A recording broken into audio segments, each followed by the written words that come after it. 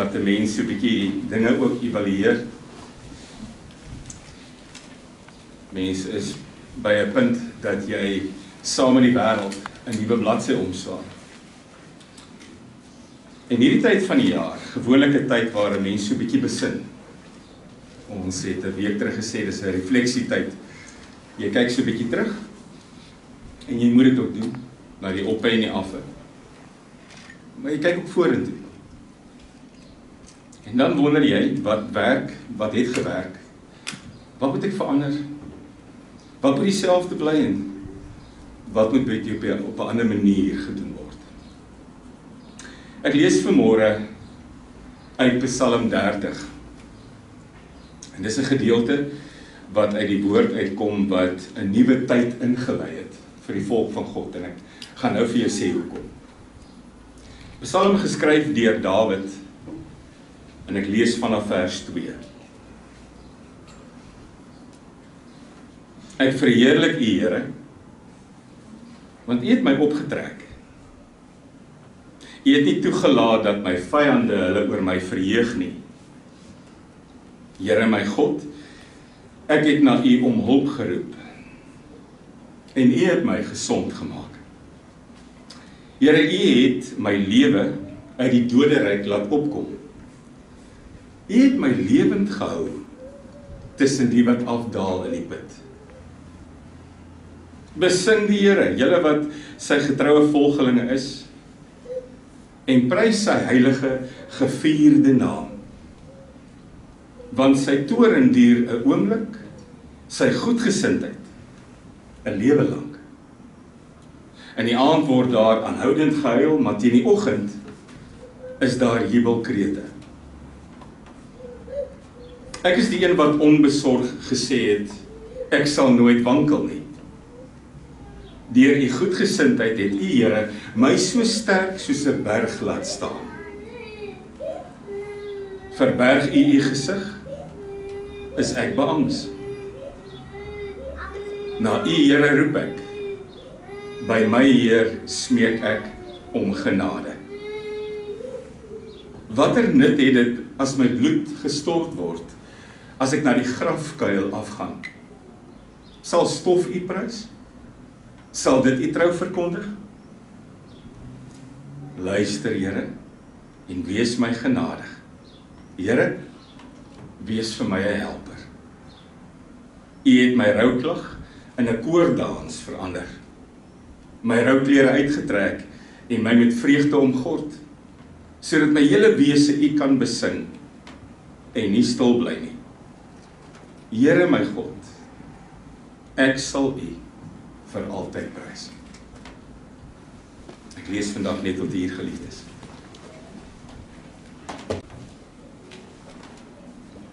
Here, as ek 'n nuwe jaar ingaan, is ek nie aan my eie lot oorgelewer nie. Dis nie my besluite wat alles bepaal nie. My besluite, my keuses is maar 'n klein stukkie, Here. Alles is in U hande.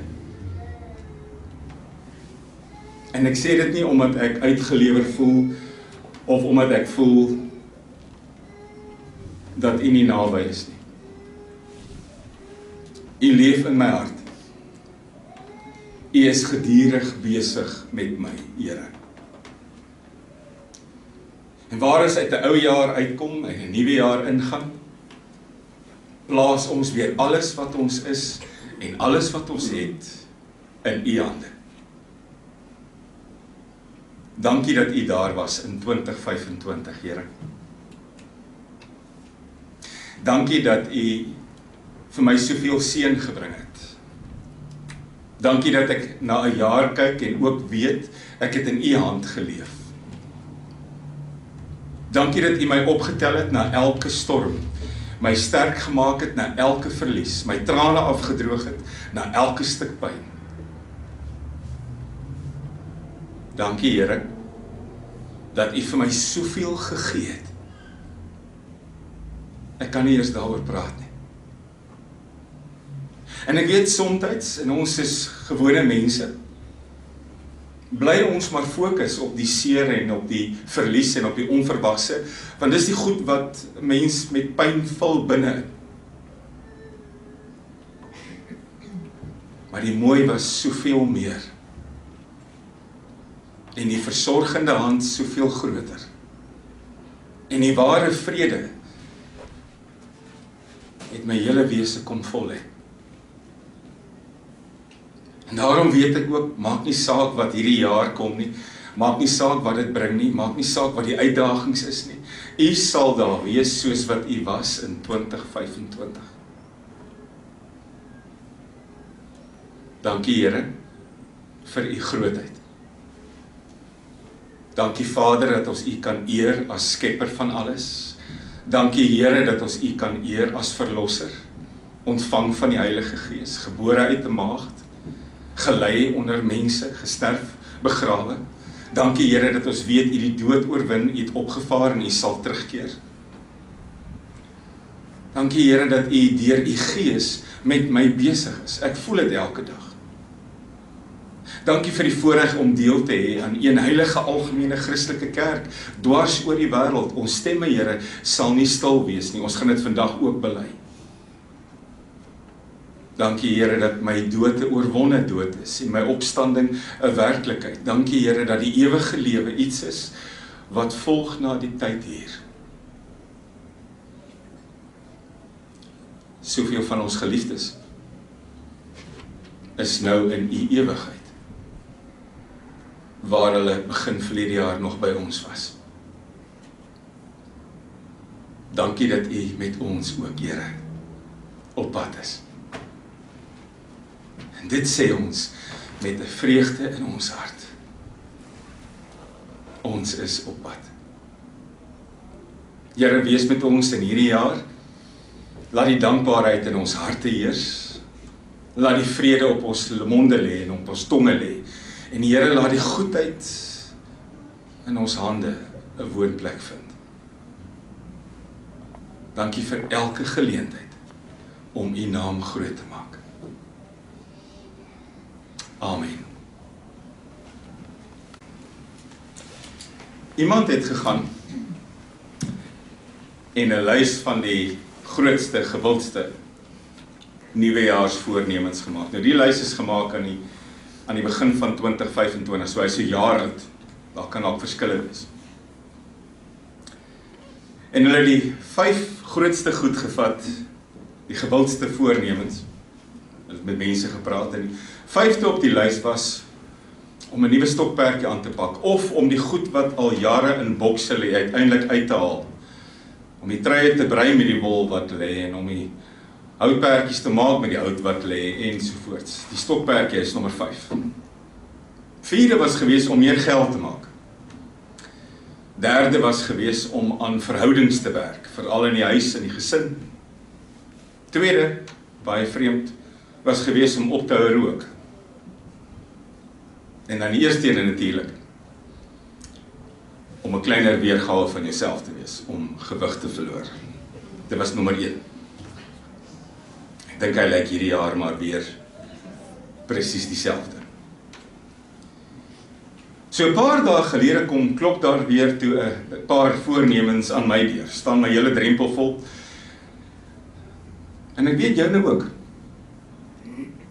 Daar's 2 tipes mense wat nuwejaarsvoornemens aanbetref. Die eerste groep maak hulle baie duidelik in die openbaar voor almal. Want eintlik sê hulle vir die mense vir wie hulle sê wat hulle wil verander hê, julle moet my getuies wees, julle moet my verantwoordbaar hou. En as ek nou nie aan my woorde gaan hou vas nie, en my voornemens gaan deurvoer nie, gaan julle weet ek het misluk, want julle weet nou wat ek wil hê en wat ek wil doen. En dan kry jy ouens wat dit nie geheim doen. Hulle sê vir almal wat vra, o nee, ek glo nie daarin nie, ek het dit nie. En sal self protesteer, maar iewers nie geheim is daar iets wat hulle wil weet, of wil hê, anders moet wees. Maak nie saak hoe jy dit doen nie, in die openbaar teen aanskou van almal, of in die geheim waar niemand weet nie. Hierdie tyd van die jaar waar die tyd draai, waar jy 'n nuwe jaar begin, bring partykeer die behoefte vir verandering. of dit iets is wat jy heel nuut wil doen, of dit 'n ou ding is, 'n gewoonte wat jy op 'n ander manier wil doen. Baie veranderinge is outomaties. Al ons kinders gaan na 'n nuwe skooljaar toe. In Nieu-Seeland met sy 3 skole, is die kanse goed dat jy in 'n nuwe skool gaan begin. Van ons kinders het klaar gemaak met skool. Hulle begin ook in 'n nuwe fase in hulle lewe. Die eerste tree in die groot menswêreld met almal wat hulle dophou. Van ons begin 'n nuwe werk. Van ons begin 'n nuwe verhouding. Van ons begin van voor af in 'n verhouding. En van ons begin uitsien na pensioen. Dis ook 'n verandering. So sommige van die veranderinge kom outomaties, jy gaan saam met die stroom, maar die ander veranderinge wil jy goed anders doen in dieselfde omstandighede. Baie mense sê hulle maak nie voornemens nie, want dit hou nie. Die goed duik in die hek die tweede week van die nuwe jaar, en wie wil nou met 'n ding begin wat as 'n mislukking gaan eindig? En wat dit baie keer moeiliker maak die tyd van die jaar. Jy kry ouens met baie wilskrag wat 'n nuwe ding begin, dis hulle voornemens, dis wat hulle besluit, en dan hou hulle daarby, en dit laat 'n mens eintlik met 'n kritiese oog na jouself kyk. Hoekom kry ek dit nie ook reg nie? Maar hoekom het 'n mens voornemens? Want jy wil hê dinge moet beter wees as die vorige jaar. Dis hoekom mense hulle het. Dinge moet beter verloop as die jaar wat verby is. En dis die ding van nuwe jaar, en dis hoekom ons die nuwe jaar vier. Dis net nog 'n week, net nog 'n jaartal, maar 'n nuwe jaar bring altyd die belofte van hoop, van verwagting en van 'n nuwe vooruitsig. Sommige mense beskou dit as 'n skoon bladsy. Maak nie saak hoe die vorige jaar se lyk nie. Jy kan van voor af, jy kan nuut begin. Nou het ons vanoggend Psalm 30 gelees, nie een van die bekendste psalm van Dawid nie, maar in die Joodse gemeenskap 'n baie bekende psalm. Hoekom? Want jy sou sien, hierdie psalm was gelees by die inwyding van die huis.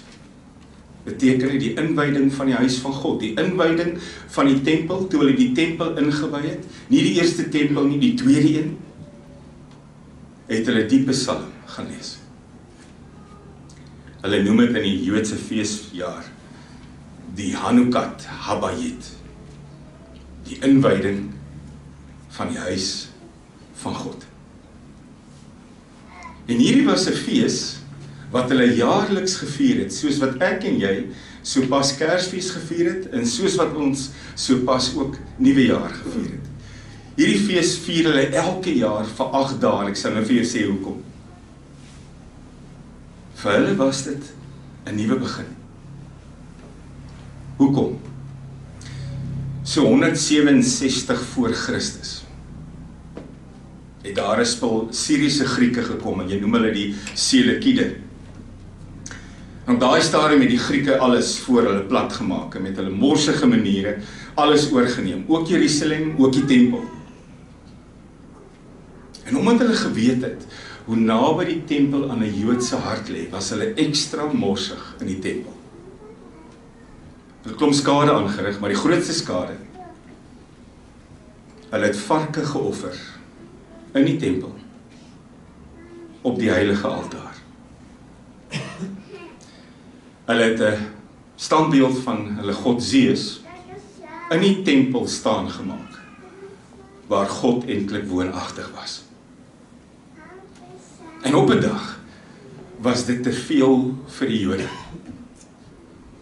En onder leiding van 'n man met die naam van Judas Maccabeus, het hulle onderling 'n groep mense bymekaar gekry en met 'n bloedige veldslag daai gebied teruggevat. Jerusalem, die gebied rondom en ook die tempel. Trouwens, net so langs die kant, toe Jesus die dag Jerusalem binnery met sy intog, het die mense gedink hy is weer 'n Judas Makkabees. Hulle het gedink hy gaan dieselfde doen as wat Judas amper 200 jaar terug gedoen het. Groot was hulle verbasing toe hy dit nie met die Romeine doen wat Judas met die Grieke gedoen het nie. So die dag toe hulle die tempel terug het hulle 'n klomp moeite gedoen. Hulle het die tempel weer opgebou, herstel, gereinig, groot proses. En toe het hulle 'n klomp olielampe aangesteek in daai tempel. Die heiliging van die tempel. Die inwyding van die tempel. Hanukat, Habayit.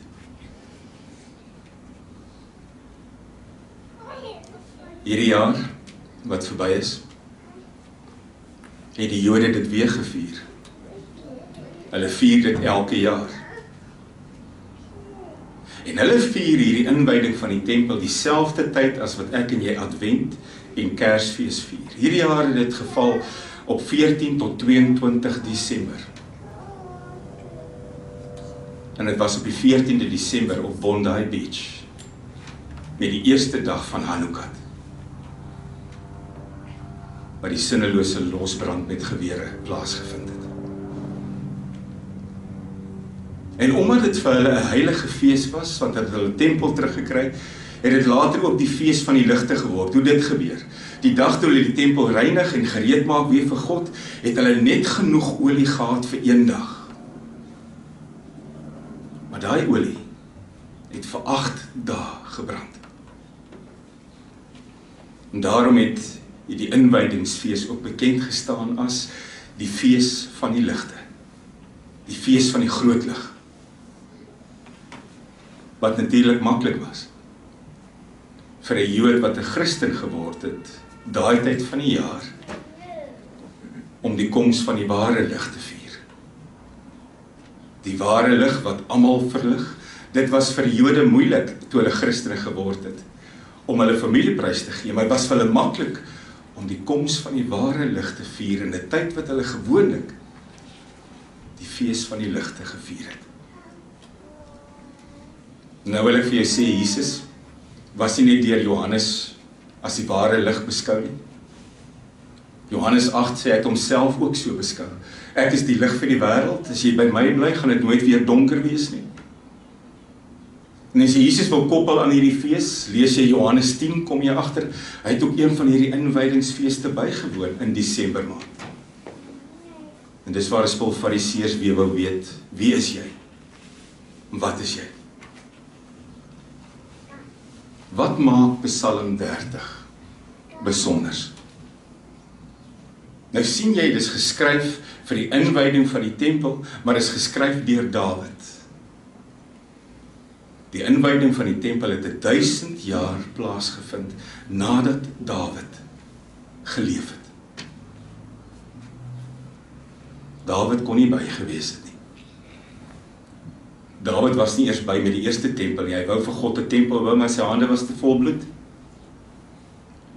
So iets sê dan vir jou, Psalm 30 is later deur die Jode oorgeneem om hulle tempelwyding te vier.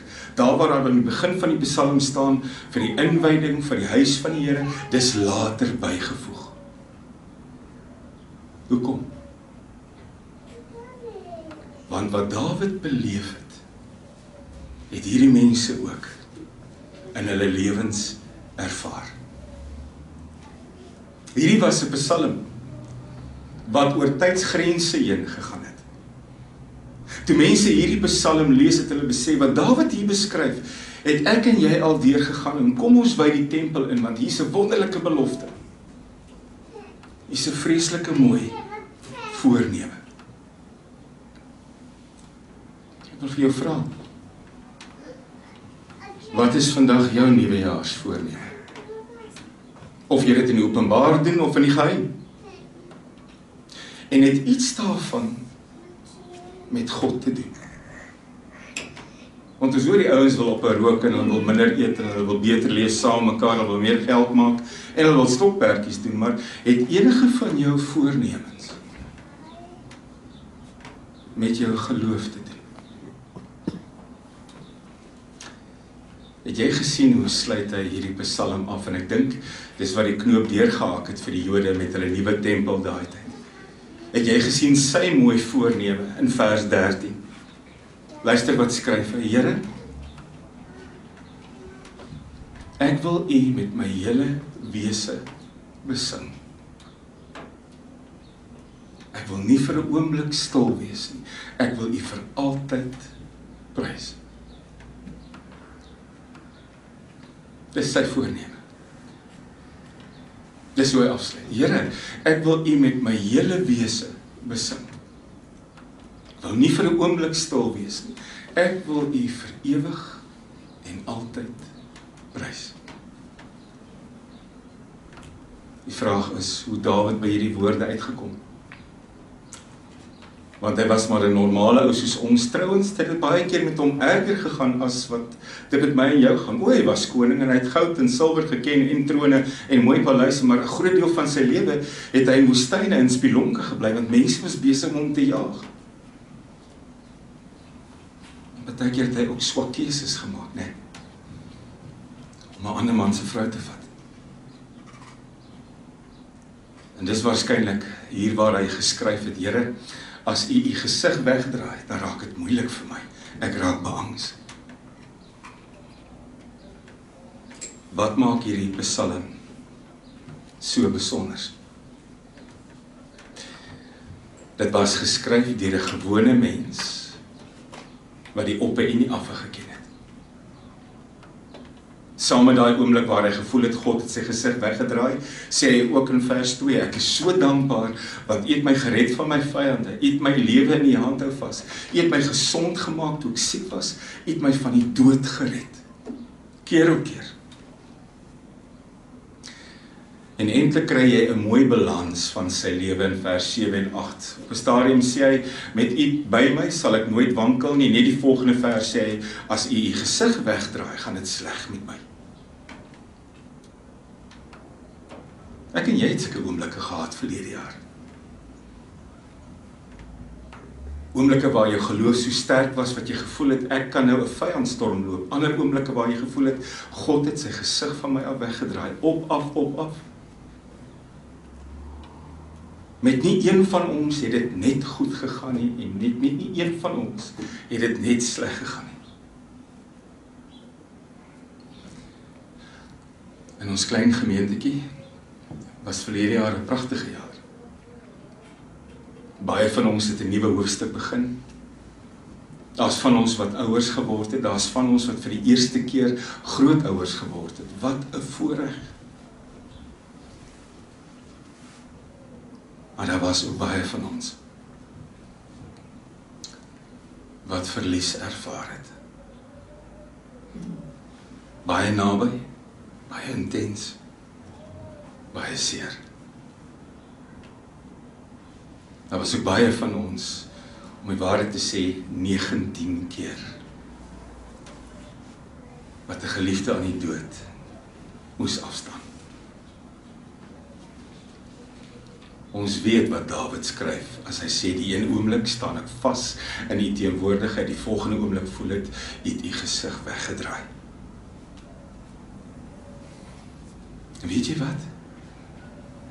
As 'n mens terugkyk, kan jy maklik voel, 2025 het meer uitdagings en meer seer gehad as goeie dinge. Dit is nogal 'n normale ding by 'n mens om altyd te fokus op die seer en die eina en die pyn en die verlies. En lees jy ook die Psalm, kom jy agter, Dawid doen dit ook. Hy spaar dit nie. Dit is nie 'n maklike Psalm om te lees nie, maar een ding kom 'n mens ook agter, hy kry God se naam nie van sy tong af nie. Of dit nou goed gaan of sleg gaan. Vir 22 keer in hierdie kort Psalm is God se naam op sy lippe, in goeie tye en slegte tye, in vreugdes en in pyn. En dis hoekom hierdie Jode met hulle nuwe tempel hierdie Psalm gekies het. Want die een aand was daar nog klaagliedere op hulle lippe, want alles was stikkend. En die volgende oggend, vers 6, was dit vervang met jubelsange.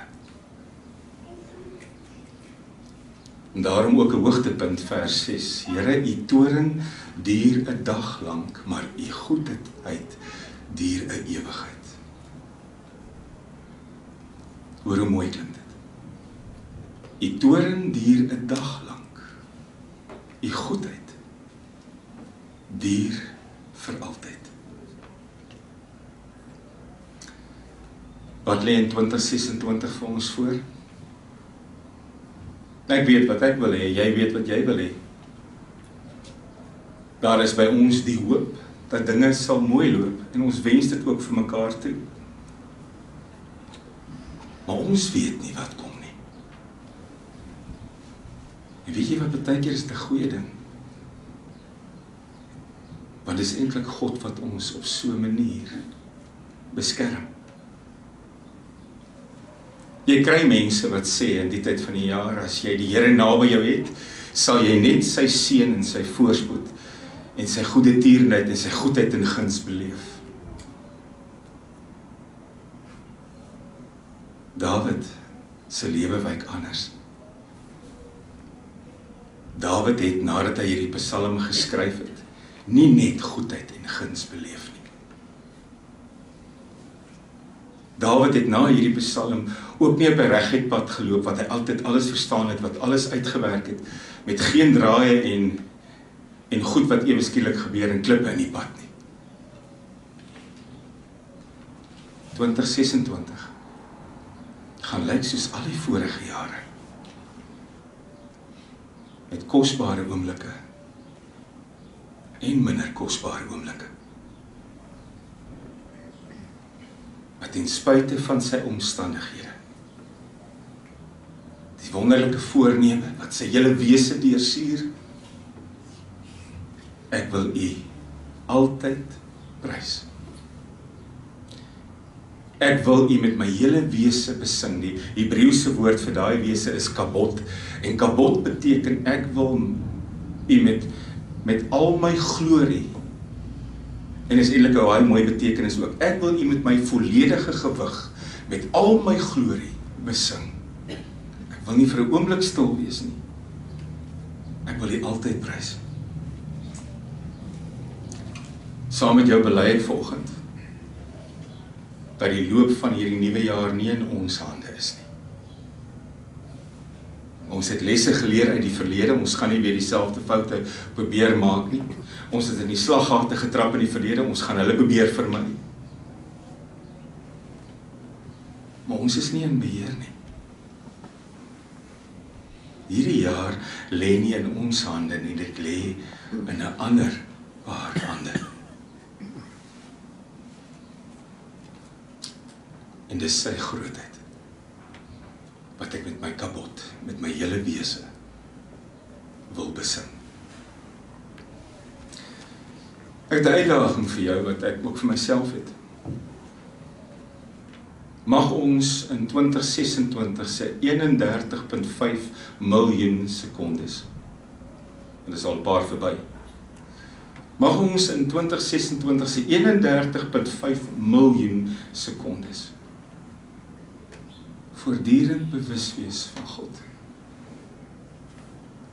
Mag ek bewus wees van sy teenwoordigheid. En mag ek dankbaar wees met hom in my lewe.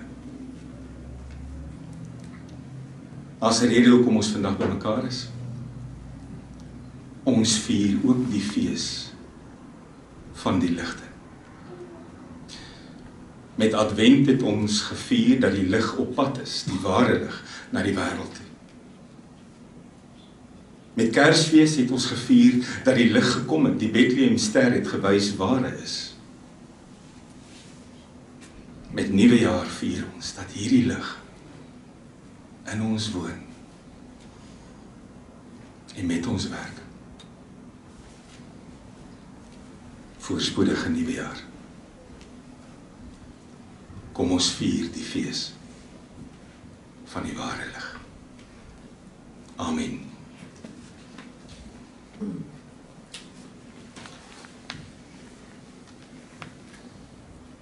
Here, ek wil U naam loof en prys.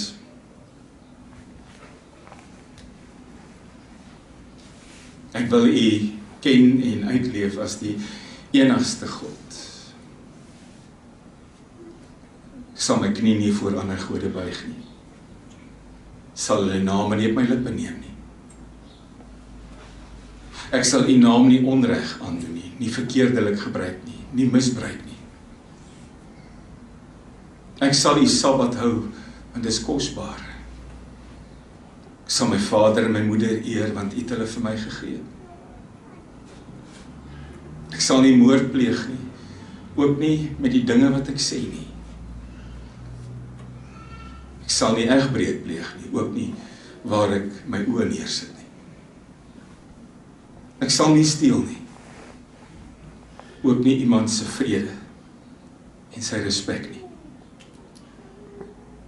Ek sal nie valse getuienis verkondig nie, ek sal nie leuns vertel en skinder nie, Here.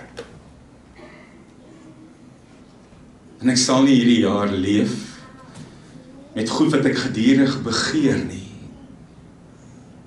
want dan fokus ek nie in dankbaarheid op dit wat ek het nie.